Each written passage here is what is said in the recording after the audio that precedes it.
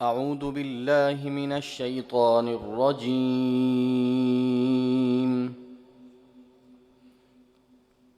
بسم الله الرحمن الرحيم.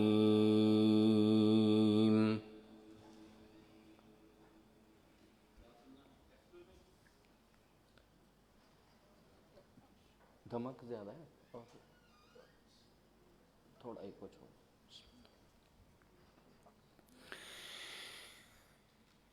وَمِنَ النَّاسِ مَن يُعْجِبُكَ قَوْلُهُ فِي الْحَيَاةِ الدُّنْيَا وَيُشْهِدُ اللَّهَ عَلَى مَا فِي قَلْبِهِ وَهُوَ أَلَدُّ الْخِصَامِ.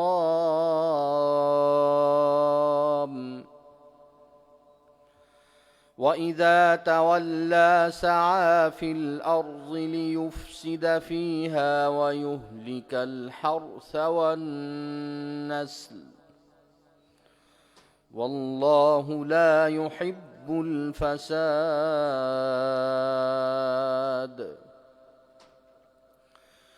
وَإِذَا قِيلَ لَهُ اتَّقِ اللَّهَ أَخَذَتْهُ الْعِزَّةُ بِالْإِثْمِ فَحَسْبُهُ جَهَنَّمُ وَلَبِئْسَ الْمِهَادُ.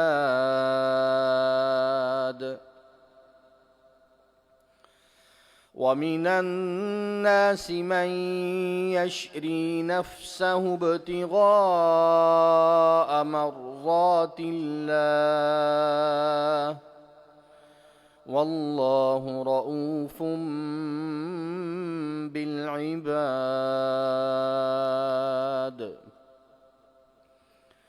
يَا أَيُّهَا الَّذِينَ آمَنُوا ادْخُلُوا فِي السِّلْمِ كَافَّةً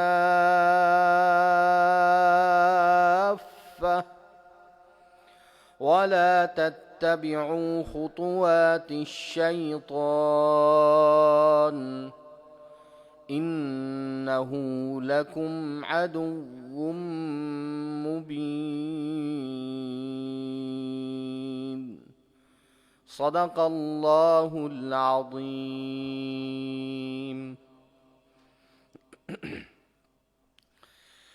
بسم اللہ الرحمن الرحیم. الحمد للہ رب العالمین والعاقبۃ للمتقین والصلاة والسلام علی النبی الکریم وعلی آلہ وصحبہ اجمعین. اما بعد. سورہ بقرہ کی 203 آیات تک مکمل ہو چکا. آیت نمبر 204 سے آج کے سلسلے کا آغاز ہوگا. سورہ بقرہ آیت نمبر 204. یہاں سے اللہ جل شانہ نے 2 کرداروں کا تذکرہ فرمایا ہے. انسانوں میں 2 قسم کے لوگ ہوتے ہیں اخلاق کے اعتبار سے. 2 شخصوں کا تعارف دراصل 2 کرداروں کا تعارف ہے. وَمِنَ النَّاسِ مَن يُعْجِبُكَ قَوْلُهُ فِي الْحَيَاةِ الدُّنْيَا. لوگوں میں سے ایک کردار ایسا ہوتا ہے کہ جو دنیاوی اعتبار سے بڑی بھلی باتیں کرتا ہے. معلومات عامہ اس کے پاس بہت ہوتی. اس کے پاس ملکوں کی معلومات ہوتی، تجارت کی خبریں ہوتی، سیاست کی خبریں ہوتی، معاشرے کی خبریں ہوتی، چیزوں کے بارے میں اسے معلوم ہوتا ہے. دنیا کی سارے احوال، خبریں، موسم اسے معلوم ہے. دنیا کا اتار چڑھاؤ اسے معلوم ہے. اس کی معلومات انسان کو حیرت میں مبتلا کر دیتی ہیں. تو دنیاوی اعتبار سے اس کی بڑی معلومات ہو سکتی ہیں، لیکن اگر دل میں نفاق ہے ایمان کے متعلق، اعمال صالحہ میں پیچھے ہے، اور یشہد اللہ علی ما فی قلبہ، اپنی ایمان کے ساتھ تعلق کو ثابت کرنے کے لیے اسے قسم اٹھانا پڑتی، اور اخلاق کے اعتبار سے بہت کمزور ہے. وَهُوَ أَلَدُّ الْخِصَامِ. جھگڑالو ہے، بحث کا عادی ہے، لوگوں کے ساتھ دل میں حسد اور بغض رکھتا ہے۔ وَإِذَا تَوَلَّى سَعَىٰ فِي الْأَرْضِ، زمین میں چلتا ہے تو اس کی کوشش ہوتی ہے لِيُفْسِدَ فِيهَا، لوگوں سے اس کو نقصان پہنچے، فساد ہو، یہلک الحرث والنسل، لوگوں کی کھیتیوں کو، جانوروں کو نقصان پہنچاتا ہے۔ تو مدینہ میں ایک کردار ایسا تھا منافقین میں سے جسے اخنس ابن شریک کہتے تھے، اس کی عادات یہی تھیں، لیکن اللہ جل شانہ نے اس کا نام لیے بغیر انسانوں میں سے ایک ایسے کردار کا تعارف کروایا، بطور کردار کے ایک شخص ایسا ہے جس میں یہ خرابیاں ہیں۔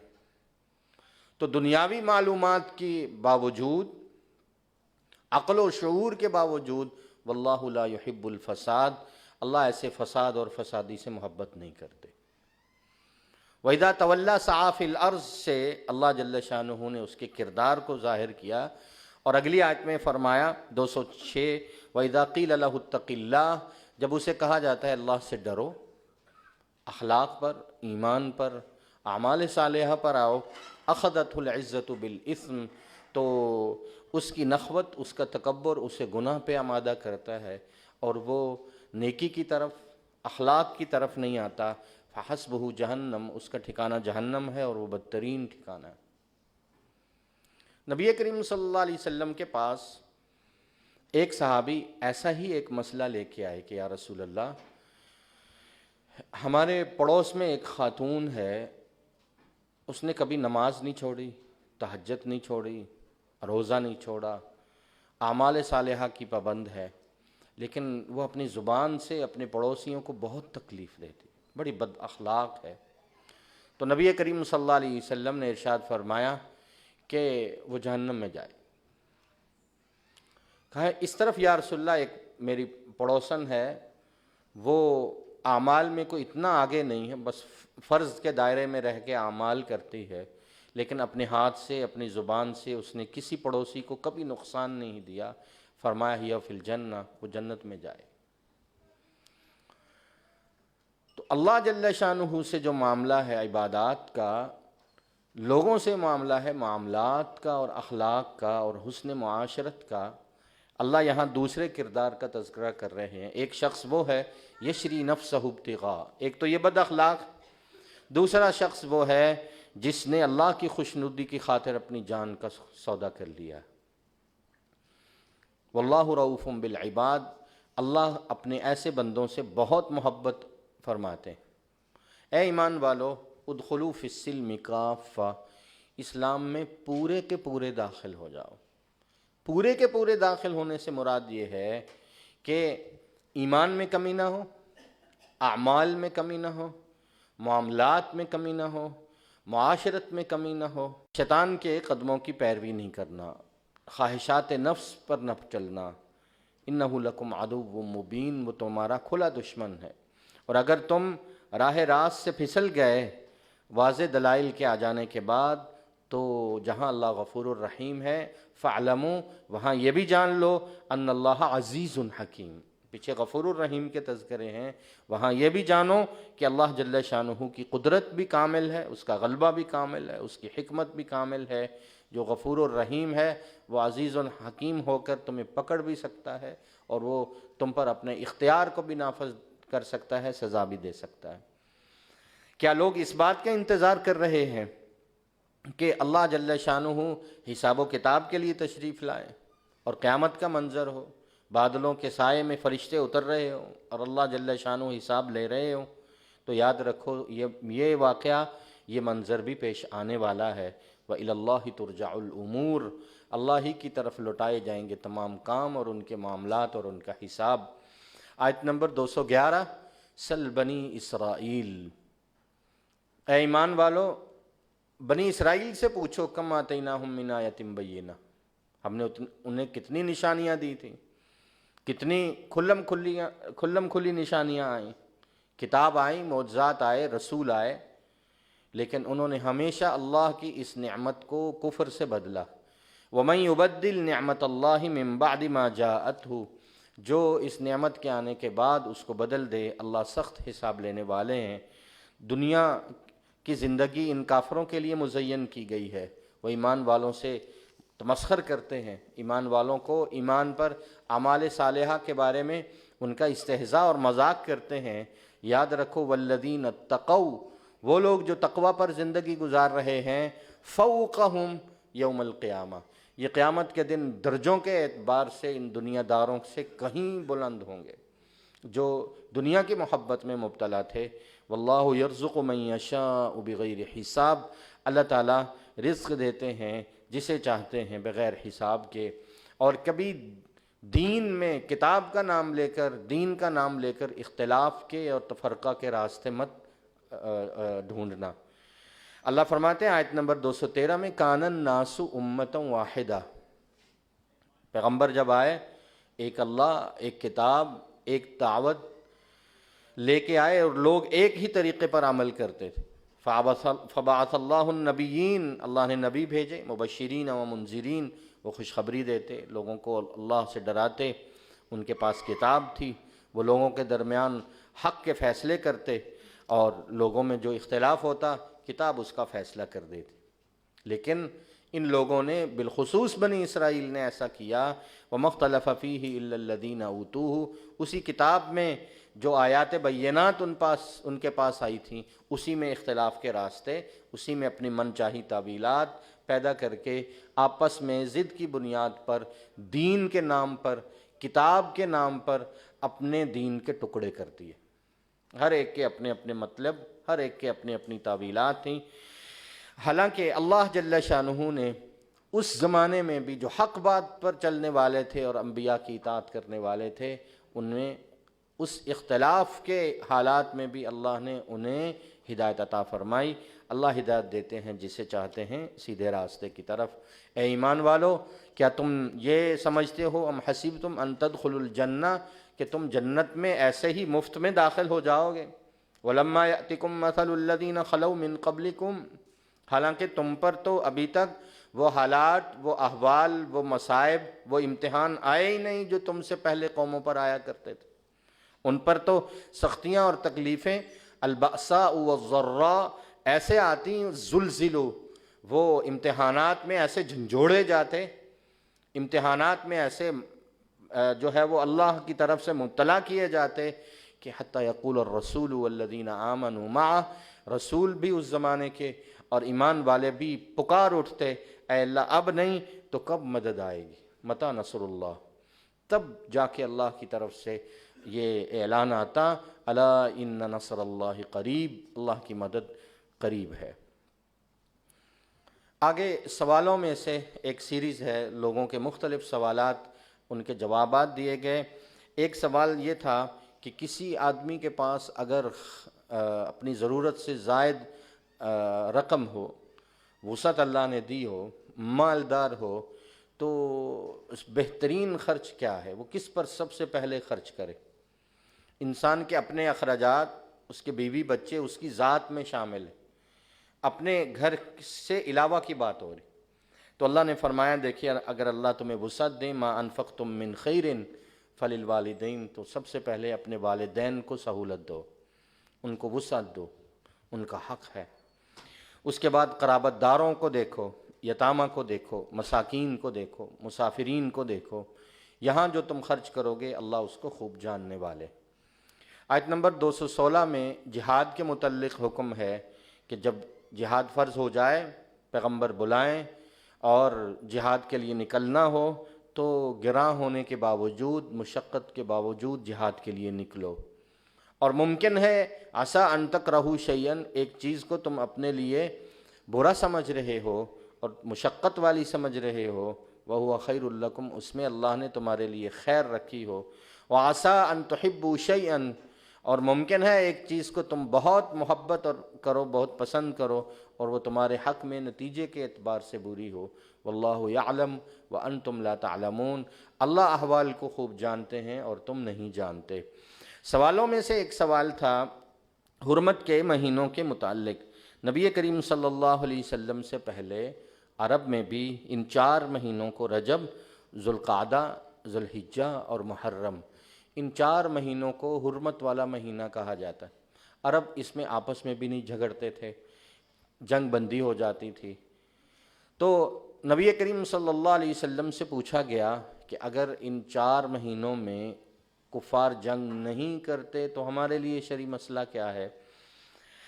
حکم آیا کل قتال فیہ کبیر، کہہ دیجئے ہاں اس میں جنگ کرنا گناہ ہے، لیکن اگر کفار تم پر حملہ آور ہوں تو لوگوں کو اللہ کے راستے سے ان کا روکنا اور کفر کرنا اور مسجد حرام سے لوگوں کو روکنا اور مسجد حرام سے لوگوں کو نکالنا، یہ اس احترام سے بڑا گناہ ہے۔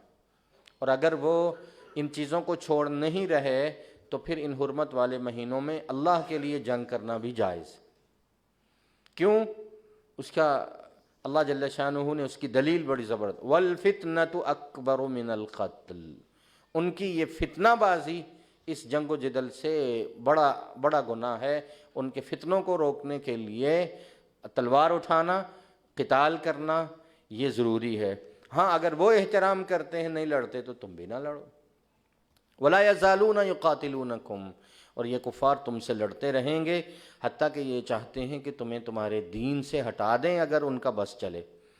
سنو وَمَن يَرْتَدِدْ مِنْكُمْ عَنْ دِينِهِ، جو دین سے مرتد ہو جائے، چھوڑ دے، فَيَمُتْ وَهُوَ کافر، اور کفر کی حالت میں موت آئے، اولئک حبطت اعمالہم، ان کے عمل دنیا اور آخرت میں ضائع ہے، واولئک اصحاب النار، اور وہ جہنم والے ہیں، ہم فیہا خالدون، اس میں ہمیشہ ہمیشہ رہیں گے۔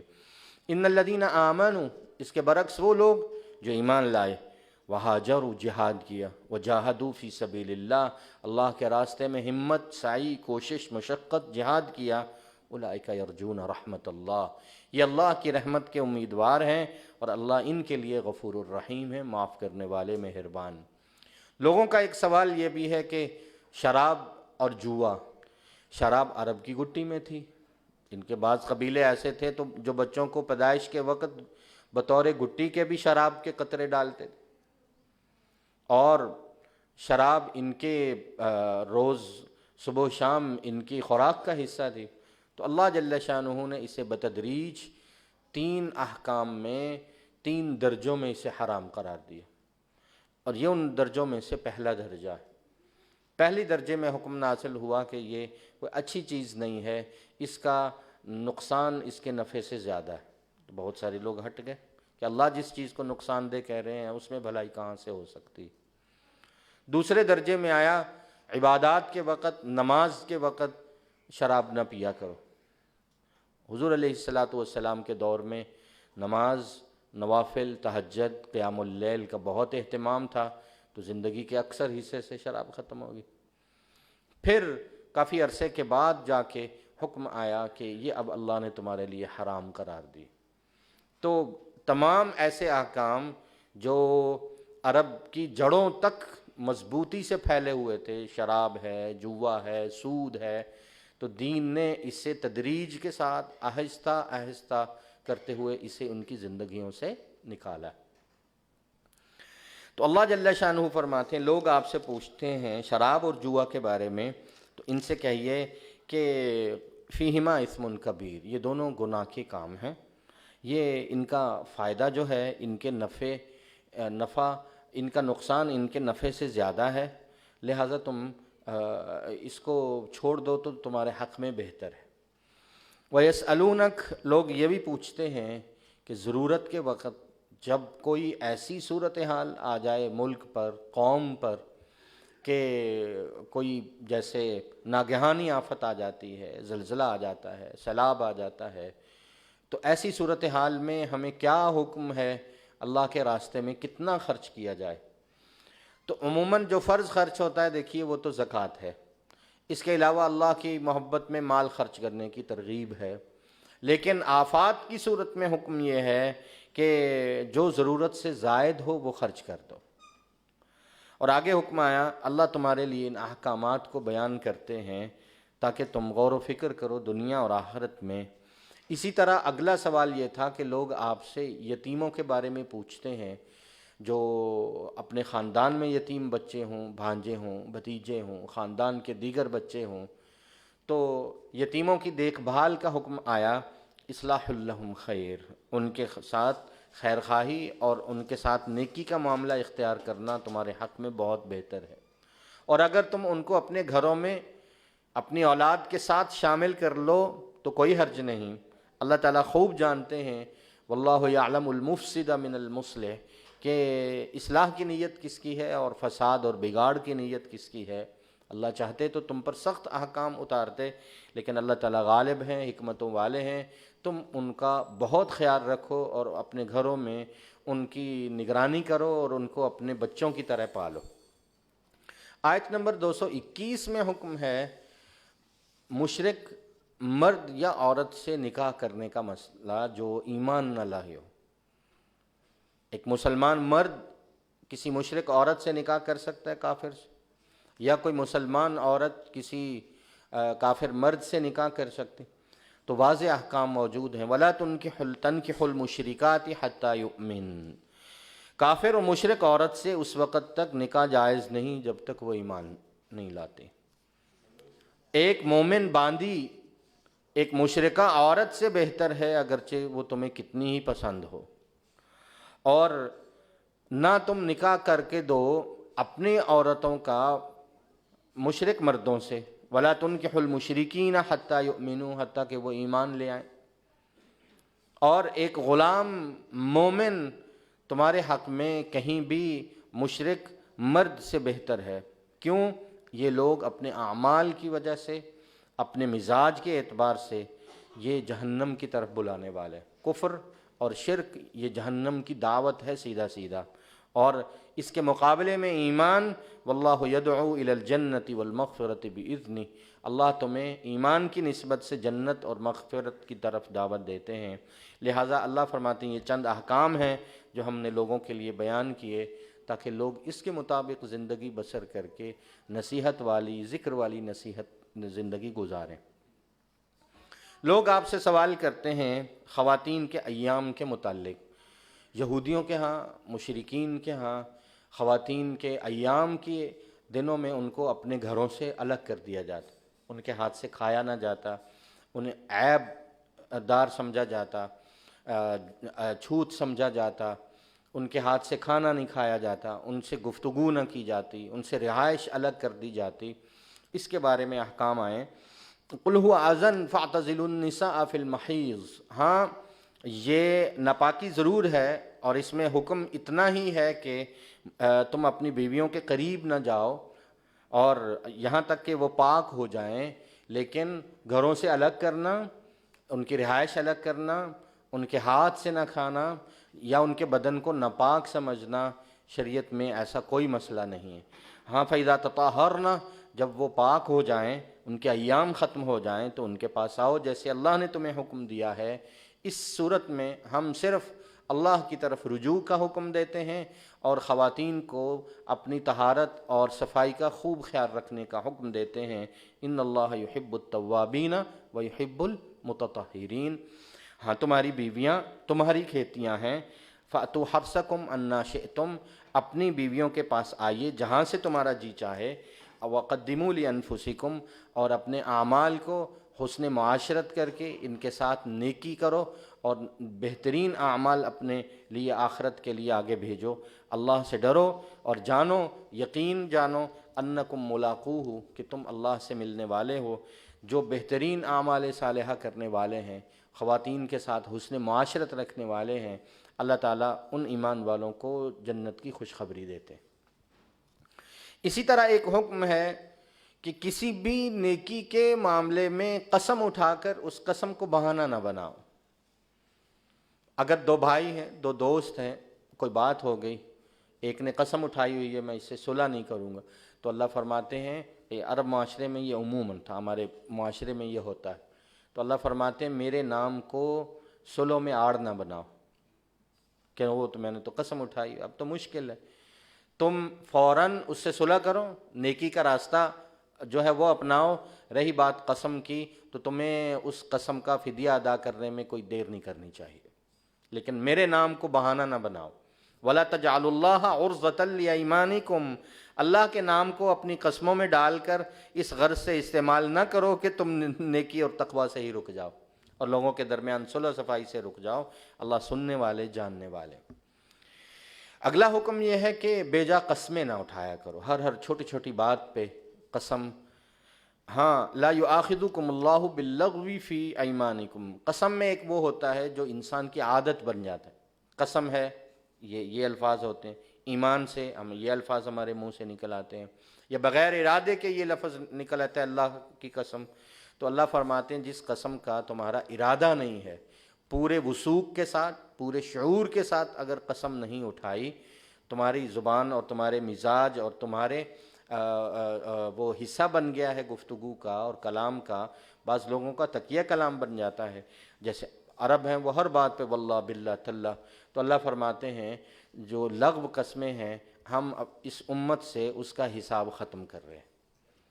وَلَكِنْ يُؤَاخِذُكُمْ، ہم ہمیشہ مواخذہ کریں گے، پکڑ کریں گے، بما کسبت قلوبکم، جو دل کے ارادے سے پورے اہتمام، وثوق اور شعور کے ساتھ قسم اٹھائی جائے گی، اس کا حساب ہوگا، باقی ہم معاف کر رہے ہیں۔ اللہ تعالیٰ معاف کرنے والے، حلم والے۔ عرب میں ایک مسئلہ اور تھا، یہ عورتوں سے ایلا کر لیتے تھے۔ ایلا کے معنی ہے جھگڑے کی صورت میں کوئی مرد اپنی بیوی کو یہ کہے کہ قسم اٹھا کر اللہ کی قسم میں گھر میں نہیں آؤں گا، اللہ کی قسم میں تم سے بات نہیں کروں گا، یا اللہ کی قسم میں تمہارے قریب نہیں آؤں گا، اس میں وہ کوئی وقت متعین نہ کرے، 1 دن، 4 دن، 6 دن، 1 ماہ، 2 ماہ، بغیر کسی تعیین کے، تو اسے ایلا کہتے ہیں۔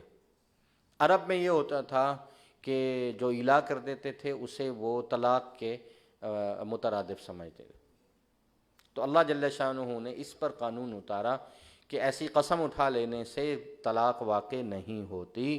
ہاں، قسم اٹھانے کے بعد پھر تمہیں اس کا فیصلہ کرنا ہوگا کہ تم نے کتنے دن کے لیے قسم اٹھائی، اور بغیر تعیین کے قسم اگر کسی نے اٹھائی ہے تو ہم اس کی مدت مقرر کر رہے ہیں کہ 4 ماہ کے اندر اندر وہ فیصلہ کر لے۔ وہ لوگ جو اپنے خواتین سے نہ ملنے کی نہ بلانے کی قسم اٹھا لیتے ہیں، ایلا کر لیتے ہیں، وہ انتظار کریں 4 ماہ۔ 4 ماہ کے بعد اب اللہ فرماتے ہیں تمہارے پاس کوئی مدت نہیں ہے، اب بیٹھیے اور فیصلہ کیجئے، انفاؤ، اگر وہ رجوع کرتے ہیں، واپس صلح کرتے ہیں تو ان کی صلح ہو جائے گی، کسی قسم کی طلاق نہیں، اللہ تعالیٰ معاف کرنے والے مہربان۔ لیکن اگر وہ طلاق کا ارادہ کر لیں تو بھی اللہ سننے والے اور جاننے والے ہیں، اور پھر وہ باقاعدہ ان الفاظ سے نہیں، پھر وہ فیصلہ کریں، اور طلاق کی صورت آگے آ رہی ہے۔ طلاق کے بارے میں یہ ہے کہ 3 طلاقیں ایک وقت میں دینا شرعاً حرام ہے، گناہ کبیرہ ہے، یہ آپشن ہے۔ اللہ جل شانہ نے کہا کہ میرے حکموں کو مت توڑیے، یہ میری حدود ہیں، بہت بڑا گناہ ہے۔ یا تو ہر طہر میں 1 طلاق دی جائے، یہ طلاق حسن ہوتی ہے، ہر طہر میں، یعنی جب خاتون پاکیزگی کی حالت میں ہو تو اسے 1 طلاق دی جائے، اگلے مہینے، پھر اگلے مہینے، اسے طلاق حسن کہتے ہیں۔ ایک ہے شریعت میں صورت طلاق کی جسے طلاق احسن کہتے ہیں، طلاق کا سب سے بہترین طریقہ۔ وہ شریعت نے یہ بیان کیا ہے کہ اگر ان سارے معاملات سے گزرتے ہوئے صلح ممکن نہ ہو تو پھر مرد عورت کو 1 طلاق دے دے، اور طلاق کے بعد رجوع نہ کرے یہاں تک کہ اس کی عدت جو ہے وہ مکمل ہو جائے، یعنی 3 ماہ مکمل ہو جائیں اور وہ رجوع نہ کرے، دوسری تیسری طلاق کی ضرورت ہی نہیں رہے، اور میاں بیوی دونوں آپس میں جدا ہو جائیں۔ اب مرد بھی اپنی طرف سے فیصلے کے لیے آزاد ہوگا، اور عورت بھی اپنی آگے زندگی کے فیصلے کے لیے آزاد ہوگی۔ دونوں اور نکاح کرنا چاہیں، عورت کے لیے معاملہ زیادہ ہو تو عورت نکاح کر سکتی ہے، اس کے لیے مانے نہیں۔ لیکن اگر وقت اس کا فائدہ کیا ہوگا، دوسری تیسری طلاق کی جھگڑے کی نوبت نہیں آئے گی، اور زندگی کے کسی مرحلے میں عدت کے گزر جانے کے بعد بھی 6 ماہ بعد، سال بعد، پھر اگر کوئی صلح اور رجوع کی شکل بنے تو یہ دونوں آپس میں دوبارہ نکاح کر سکتے ہیں، کیونکہ دوسری تیسری طلاق ہوئی نہیں تھی، 1 طلاق کے بعد رجوع نہیں کیا گیا تھا۔ یہ طلاق احسن ہے جسے بہترین طلاق کہا جاتا ہے۔ اللہ جل شانہ فرماتے ہیں طلاق یافتہ عورتیں یہ انتظار کریں گی 3 ایام کے آنے تک، 3 قروء، اور عورت کے پیٹ میں اگر اللہ کی طرف سے نعمت ہے اولاد کی تو وہ مت چھپائیں۔ اگر وہ ایمان رکھتی ہیں اللہ پر اور آخرت پر، طلاق لینے کے لیے بعض اپنی اولاد کو چھپا لیتی ہیں، کیوں کہ اولاد ہونے کی صورت میں عدت اور ہوتی، عدت لمبی ہو جائے گی جب تک کہ اولاد پیدا نہیں ہوتی، جب اولاد بچہ ہوگا تو عورت کی عدت ختم ہو جائے گی۔ وَبُعُولَتُهُنَّ، اور اللہ فرماتے ہیں ہاں کبھی بھی معاملہ ایسا بن جائے، صلح کی طرف بات چل نکلے اور یا حکم فیصلہ کر لیں یا حالات بن جائیں، تو اللہ فرماتے ہیں ہمارا مشورہ، ہماری رائے اور ہماری طرف سے بہترین جو ہے وہ حکم یہ ہے، وَبُعُولَتُهُنَّ أَحَقُّ بِرَدِّهِنَّ، ان کے شوہر جو ہیں ان کی واپسی کے حقدار ہیں۔ اگر معاملہ صفائی اور صلح کے ساتھ معاملات حل ہو جائیں اور گھر بچ جائے تو اس سے اچھی بات اور کوئی نہیں۔ ان ارادو اصلاحا، اگر دونوں اپنی اپنی اصلاح کا ارادہ کر لیں۔ ہاں مردوں کو کہا گیا کہ جس طرح تمہیں اپنے حقوق کا پتہ ہوتا ہے کہ یہ شوہر کا حق ہے، اسی طرح جو ان خواتین کے تم پر حق ہیں ان کی طرف بھی دھیان دیا کرو۔ وَلَهُنَّ مِثْلُ الَّذِي عَلَيْهِنَّ بِالْمَعْرُوفِ، جس طرح ان عورتوں کے ذمے حق ہیں، یہ تمہیں یاد نہیں کہ ان عورتوں کے حق بھی کچھ ہیں جو تمہارے ذمے ہیں۔ اگرچہ للرجال علیہن درجہ، معاملات میں اللہ جل شانہ نے مردوں کو عورتوں پر فضیلت دی ہے، درجہ دیا ہے، لیکن حقوق ان کے وہی رہیں گے۔ اللہ تعالیٰ غالب ہیں، حکمتوں والے ہیں۔ الطلاق مرتان، وہ طلاقیں جن کے بعد رجوع ممکن ہے وہ دو ہیں، ایک کے بعد، دو کے بعد۔ دو کے بعد پھر تمہیں فیصلہ کرنا ہوگا، امساکم بمعروف، یا تو شوہر عدت کے اندر اندر اسے روک لے، یا اسے بہترین طریقے سے بغیر جھگڑے اخلاق کے ساتھ آداب کے ساتھ اسے روانہ کر دے۔ یہ بھی ممکن ہے کہ بعض صورتوں میں عورت اپنے مرد سے خلا لے لیتی، یعنی پیسے دے کر، رقم دے کر اس کو جو ہے وہ طلاق پر آمادہ کر لیتی، جسے خلا کہا جاتا ہے۔ اس صورت میں بھی کوئی حرج نہیں، اگر تمہیں یہ خطرہ نہ ہو کہ وہ اللہ کے حدود توڑیں گے، کوئی اللہ کا حکم نہ ٹوٹے، کوئی جھگڑا اور فساد نہ ہو، کوئی گناہ نہ ہو، تو خلا کی صورت میں بھی کوئی حرج نہیں۔ اور اگر تمہیں یہ خطرہ ہے کہ یہ اللہ کی حد قائم نہیں رکھ پائیں گے تو اس صورت میں بھی کوئی حرج نہیں کہ عورت فدیہ دے کر اپنی جو ہے خلا کی شکل میں اپنے شوہر سے طلاق لے لے۔ یہ اللہ کی حدیں ہیں، اس میں حقوق، آداب، شرعی معاملات کو مد نظر رکھنا ہے اور کسی قسم کا اللہ کا کوئی حکم ٹوٹنے نہ پائے۔ جو اللہ کے حکم کو توڑتا ہے وہ ظالم ہوتا ہے۔ اگر اس کے بعد بھی کوئی مرد عورت کو تیسری طلاق دے دے، فلا تحل له من بعد، تو اس کے بعد وہ عورت اس مرد کے لیے حلال نہیں رہتی، حتیٰ کہ وہ ایک اور خاوند سے نکاح کرے، وہاں سے بھی اسے طلاق ہو اور پھر اس کی بھی وہ عدت مکمل کرے تو دوبارہ اپنے سابقہ شوہر سے اس کا نکاح ہو سکتا ہے۔ یہ اللہ کی حدیں ہیں جسے اللہ بیان کرتے ہیں لوگوں کے لیے جو جانتے ہیں۔ وَإِذَا طَلَّقْتُمُ النِّسَاءَ، جب تم عورتوں کو طلاق دینے کا ارادہ کر لو اور وہ اپنی مدت کے پہنچنے کے قریب ہوں، تو پھر تمہارے پاس دو ہی صورتیں ہیں، یا تو عدت کے اندر یعنی مدت کے اندر اندر تم ان کو روک لو اور ان کا حق ادا کرو، اپنی اصلاح کرو، وہ اپنی اصلاح کرے، او سرحوہن بمعروف، یا ان کو بہترین معاملات اختیار کرتے ہوئے روانہ کر دو۔ اور خبردار تم اس لیے اپنی خواتین کو روک لو کہ اگر طلاق مکمل ہو گئی اور عدت گزر گئی، مدت پوری ہو گئی، عورت تمہارے اختیار سے کہیں نکل نہ جائے، تو ان کو نقصان پہنچانے کے لیے، اذیت دینے کے لیے، ستانے کے لیے تم پھر رجوع کر لو، تو یہ کسی طور پر بھی جائز نہیں ہے۔ جو ظلم کرے گا وہ اپنے آپ پہ ظلم کرے گا، یوں اللہ کے احکام کو مذاق مت بناؤ۔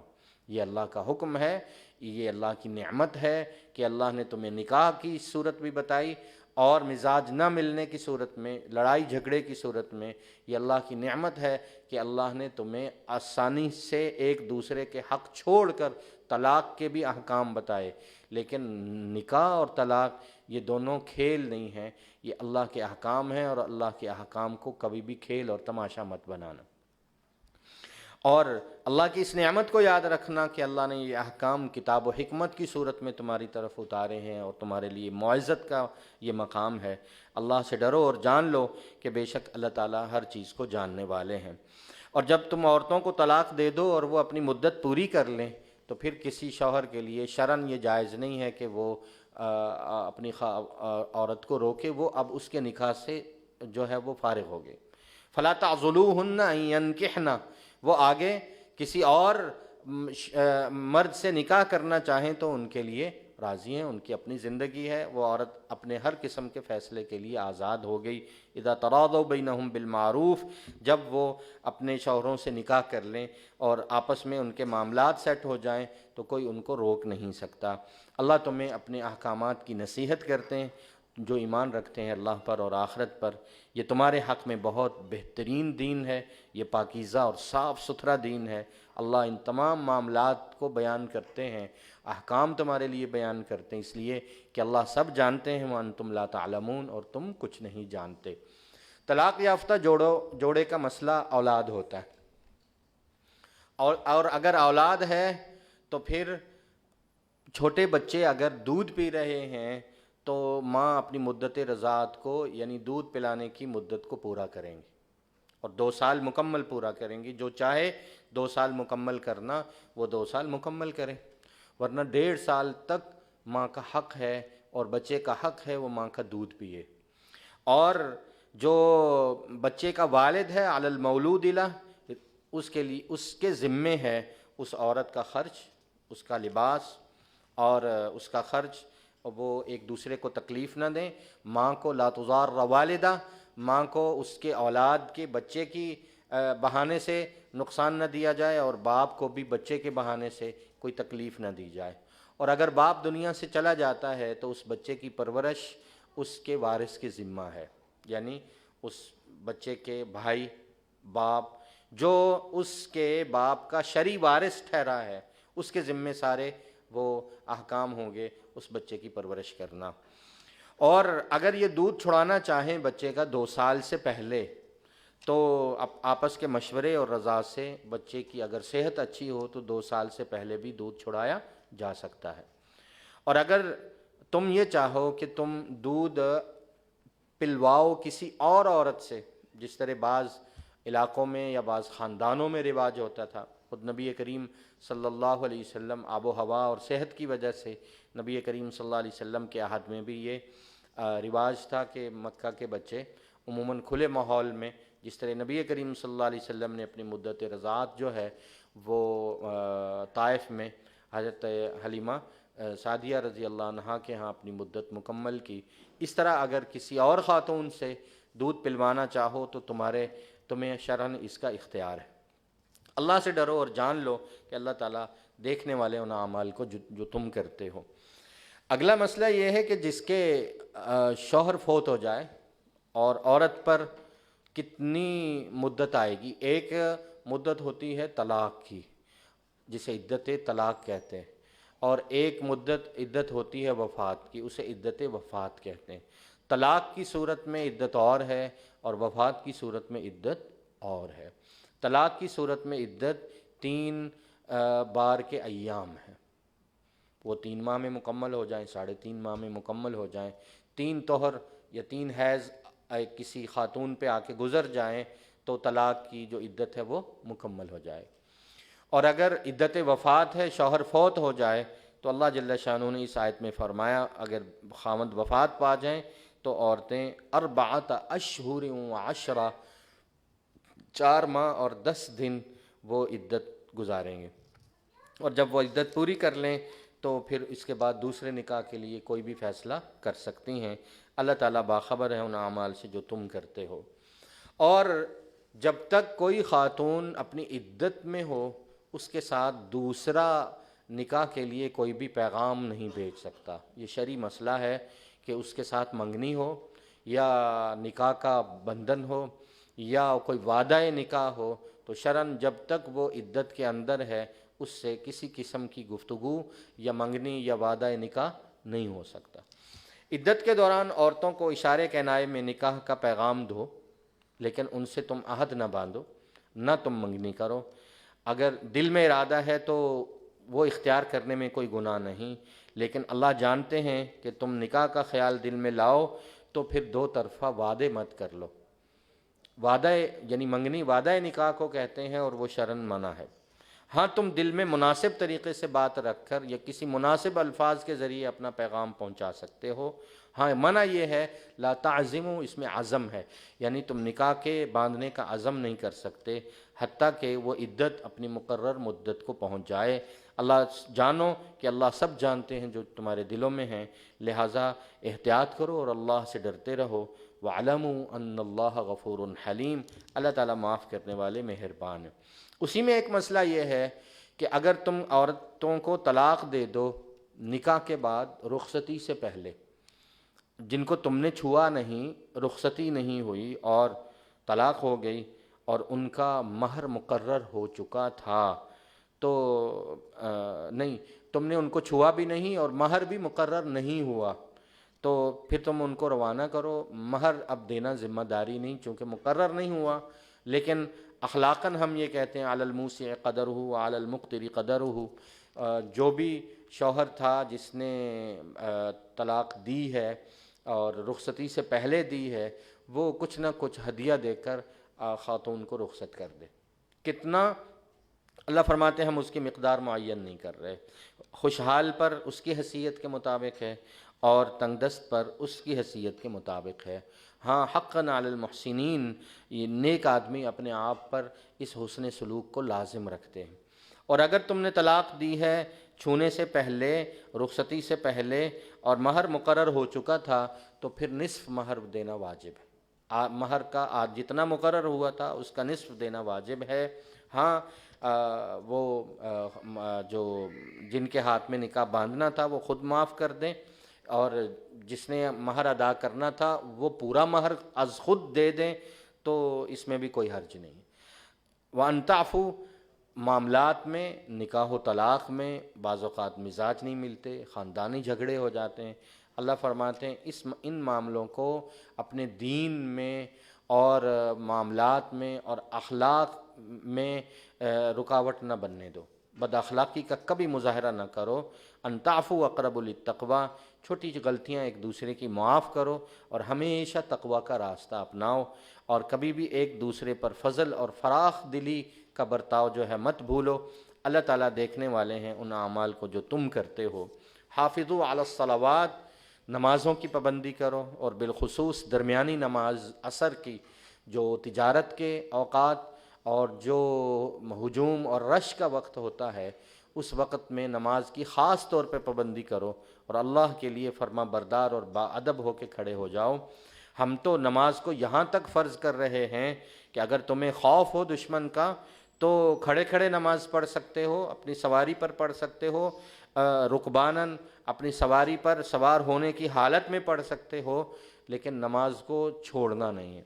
فَإِذَا أَمِنْتُمْ، ہاں اگر امن میں ہو، گھر میں ہو، کوئی دشمن کا خوف نہیں، کوئی جلدی نہیں، کوئی سفر نہیں، تو پھر نماز کو بہترین طریقے سے اللہ کا ذکر سمجھ کے ایسے ادا کرو جس طرح اللہ نے تمہیں سکھایا ہے، اور اللہ نے تمہیں وہ علم دیا ہے جو تم اس سے پہلے نہیں جانتے تھے۔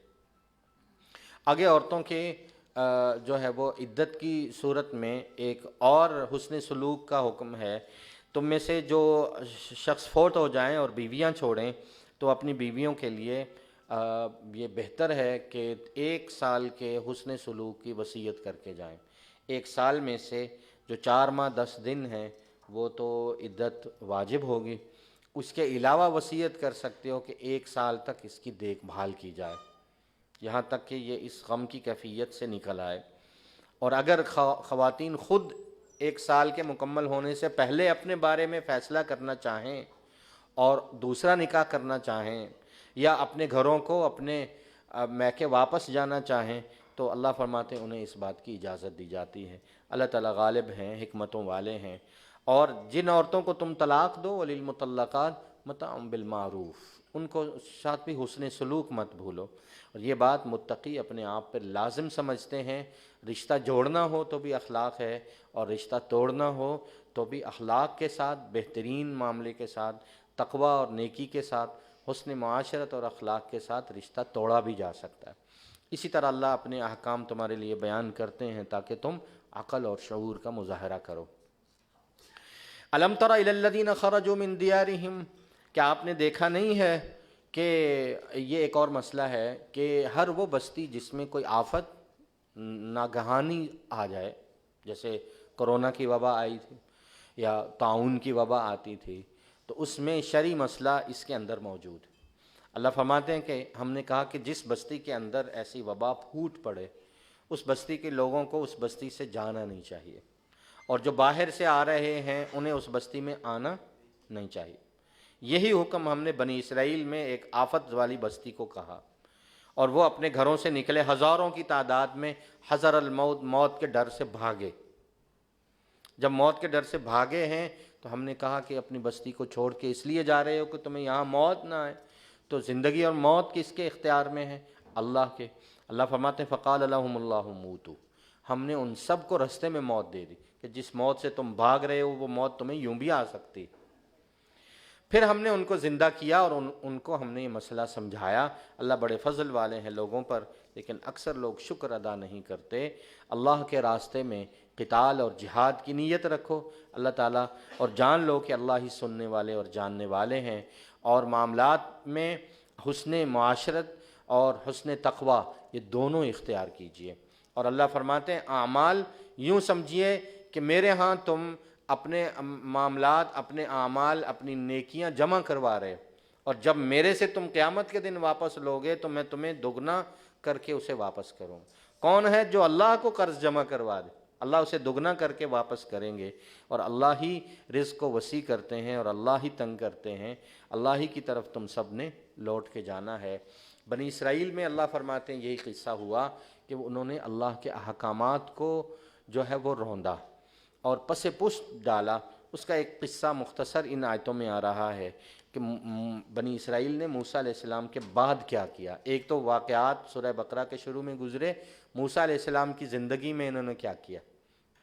ایک یہ آ رہا ہے موسیٰ علیہ السلام کے بعد انہوں نے اپنے وقت کے پیغمبر سے کہا، حضرت سموئیل علیہ السلام، شموئیل علیہ السلام ایک پیغمبر آئے موسیٰ علیہ السلام کے بعد۔ انہوں نے ان سے کہا کہ ہم سے بھول ہوئی تھی، ہمارے بڑوں سے بھول ہوئی تھی، اور ہم موسیٰ علیہ السلام کے اس حکم کو نہیں مان سکے کہ وہ جہاد کریں اور اپنے قوم کی اور اپنی سرحدوں کی حفاظت کریں۔ اب دشمن ہم پر حملہ آور ہوتے ہیں، تو ابعث لنا ملک، ایک ایسا بادشاہ امیر مقرر کیجیے، ہم اللہ کے راستے میں جہاد کرتے ہیں۔ انہوں نے کہا یہ بات بعید نہیں ہے کہ اگر جہاد فرض ہوا اللہ تقاتلوا، تم جہاد نہیں کرو گے؟ انہوں نے کہا نہیں، ہم جہاد کریں گے، کیونکہ قد اخرجنا من دیارنا و ابنائنا، ہمیں ہمارے گھروں سے اور ہمارے وطن سے نکالا جا رہا ہے، ہمارے بچے ہم سے چھینے جا رہے ہیں۔ اللہ فرماتے ہیں ایسا ہی ہوا، جب جہاد فرض ہو گیا تو پوری کی پوری قوم نے رخ پھیر لیا، الا قلیلا منہم، سوائے چند لوگوں۔ اللہ ایسے ظالموں کو خوب جانتے ہیں۔ وقت کے پیغمبر حضرت شموئیل علیہ السلام کی طرف حکم آیا کہ ہم نے تم میں سے نیک شخص طالوت کو بادشاہ اور امیر مقرر کر دیا۔ اب ساری قوم کہنے لگی انا یقول له الملک علینا، یہ طالوت ہم پر کیسے بادشاہ ہو سکتا ہے؟ نحن احق بالملک، ہم حقدار ہیں اس امارت اور بادشاہت۔ کیوں بھائی تم کیوں حقدار ہو؟ اس لیے کہ ہم مال والے ہیں اور وہ تو غریب آدمی، اس کے پاس تو لم یؤت سعۃ من المال، مال کی وسعت نہیں۔ تو پیغمبر نے کہا کہ اللہ کا حکم یہ آیا ہے کہ اللہ جب جس کو امارت کے لیے چنتے ہیں، جس کو امیر بادشاہ بناتے ہیں، تو اللہ کے نزدیک مال معیار نہیں ہے۔ ان اللہ اصطفاہ، اللہ نے چنا ہے، وزادہ بسطۃ فی العلم والجسم، جس علم کی اور جہاد کے لیے مضبوط بدن کی ضرورت ہے وہ اللہ نے طالوت کو دے رکھا ہے۔ واللہ یؤتی ملکہ من یشاء، اور یہ اللہ کا اختیار ہے، اللہ جسے چاہتے ہیں بادشاہت دیتے ہیں، اللہ وسیع ہیں، علم والے ہیں۔ انہوں نے کہا کہ ہمارے پاس کوئی بڑی نشانی جب تک نہیں آئے گی ہم طالوت کو اپنا امیر اور بادشاہ نہیں مانتے۔ پیغمبر نے کہا کہ اس کی بادشاہت کی نشانی یہ ہے کہ تمہارے پاس تابوت سکینہ آئے گا۔ تابوت لکڑی کے صندوق کو کہتے ہیں، ہم سب کے علم میں۔ تو موسیٰ علیہ السلام اور حضرت ہارون علیہ السلام کی وفات کے بعد بنی اسرائیل نے ان کے جتنے تبرکات تھے وہ جمع کر رکھے، موسیٰ علیہ السلام کی لاٹھی ہے، ہارون علیہ السلام کا پیالہ ہے، اس طرح کی چیزیں جمع کر کے اسے ایک تابوت میں بند کر دیا اور کہا کہ ہم اس کی زیارت کرتے ہیں اور ہمیں اس سے بڑا سکون ملتا ہے اور اللہ کی رحمت اترتی ہے۔ انہوں نے اس کا نام رکھا تابوت سکینہ۔ اور یہ شرعاً کوئی معیار نہیں ہوتا، یاد رکھیے، کسی بھی نیک شخص کے تبرکات ہوں یا انبیاء کے تبرکات ہوں، وہ اللہ کے قانون اور حکم کو بدل نہیں سکتے۔ انہوں نے اس کے تبرک کو دین کے اعمال کا بدلہ سمجھ لیا۔ اب اعمال کرتے نہیں، بد عملیوں کی وجہ سے اللہ کی طرف سے بارش روکی جا رہی، تو یہ تابوت سکینہ اٹھا کے لا رہے ہیں، اللہ ہم نکمے ہیں، خطا کار ہیں، سیاہ کار ہیں، عمل کر نہیں سکتے، بس یہ دیکھیے یہ ہارون علیہ السلام کا پیالہ ہے، یہ فلاں ہے، اس کی وساطت سے ہم پر بارش کر دیجیے۔ تو اللہ جل شانہ نے قرآن مجید میں فرمایا انہوں نے اپنے عقیدے خراب کر لیے اور اللہ کے قوانین میں اس کے ذریعے تبدیلی چاہی کہ ہم یہ جب سامنے کریں ہم پر فتح و مدد، نصرت اور بارش آ جائے۔ اللہ فرماتے ہیں ہم نے فرشتوں کے ذریعے وہ تابوت سکینہ اٹھوا لیے اور اس قوم کے پاس رہا ہی نہیں۔ اب قوم اس کی تلاش میں تھی، تو اللہ نے فرمایا طالوت کے بادشاہ ہونے کی نشانی یہ ہے کہ وہ تابوت سکینہ واپس لا کے تمہیں دکھا دے۔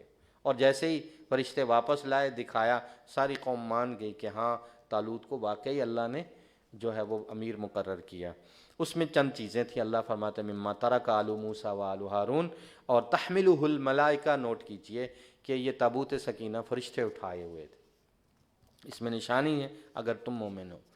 اب طالوت بادشاہ مقرر ہوئے اور اردن اور اسرائیل کے درمیان میں ایک نہر نکلتی ہے، یہاں ان کا علاقہ تھا، آج بھی اس کو نہر اردن کہتے ہیں۔ وہاں سے یہ جب نکلے ہیں تو اللہ فرماتے ہیں کہ ہم نے کہا کہ تمہیں ہم ایک نہر کے ذریعے آزمانے والے ہیں، نہر اردن۔ آزمائش کیا ہے کہ جہاد کے لیے جب اس لشکر سے مقابلہ کرو گے اور نہر اردن سے گزرو گے تو اس کا پانی نہیں پینا، یہ مسئلہ نہیں ہے کہ پانی پی نہیں سکتے، مسئلہ یہ ہے کہ تم نے چلو بھر سے اپنے ہاتھ سے پیے، اپنے برتن سے پیے، اپنے ہاتھوں سے پیجیے، لیکن پانی ذخیرہ نہیں کرنا۔ یہی وعدہ ہوا۔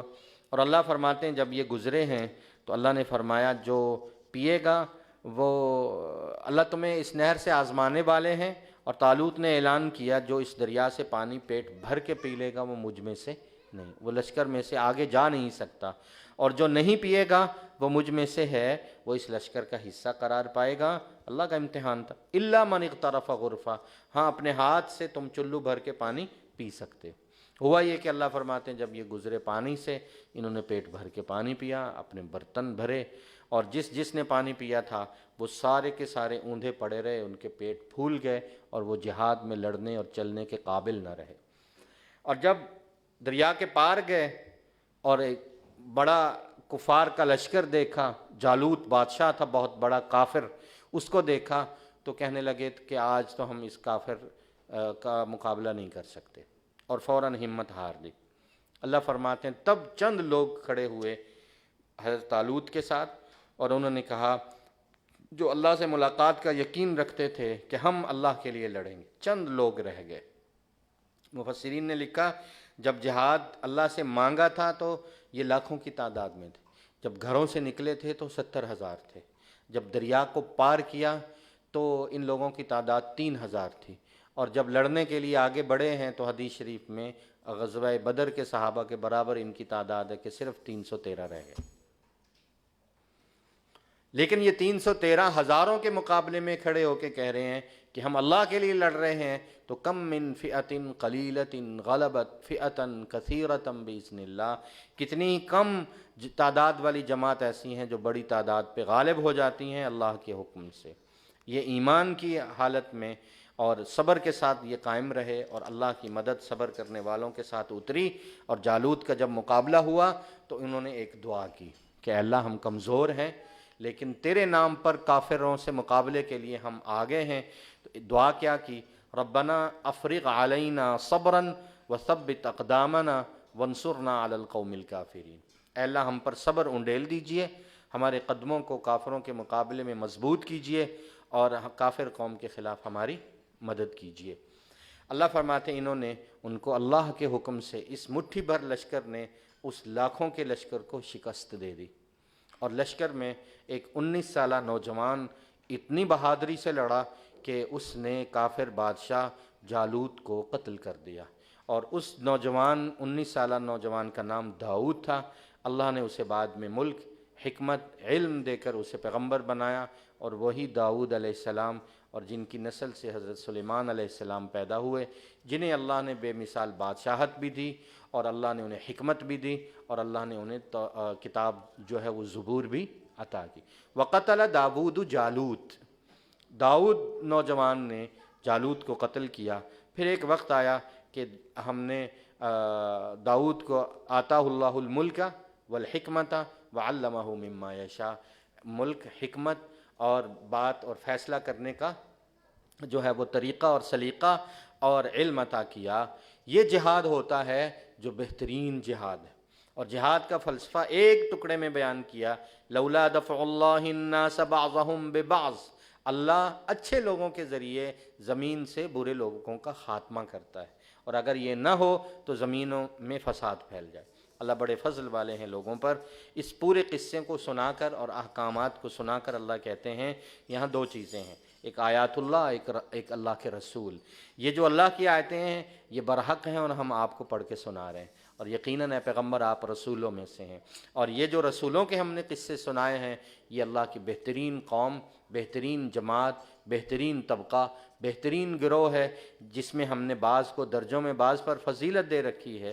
کچھ ایسے ہیں جن سے اللہ نے براہ راست بات کی، موسیٰ، ورفع بعضهم درجات، ایک تو پیغمبر ایسے ہیں جن کے درجے ہم نے سب سے بلند کر دیے، محمد الرسول اللہ صلی اللہ علیہ وسلم، اور اس میں کوئی شک نہیں کہ آتینا عیسیٰ ابن مریم البینات، عیسیٰ ابن مریم کو بھی ہم نے کھلی نشانیاں دی، قدم قدم روح القدس سے مدد کی، اور اگر اللہ چاہتے تو یہ بنی اسرائیل کبھی بھی ان کے بعد آپس میں نہ لڑتے، لیکن بنی اسرائیل کی سب سے بڑی غلطی یہ ہے وَلَٰكِنِ اخْتَلَفُوا، آیات بینات کے بعد آیات کے نام پر، دین کے نام پر انہوں نے تفرقہ اور اختلاف کی بنیاد ڈالی۔ چند لوگ ایمان لے آئے اور بعض اس میں کفر پر رہے۔ اللہ چاہتے تو کبھی ایسا نہ ہوتا، لیکن اللہ وہی کرتے ہیں جو وہ چاہتے ہیں۔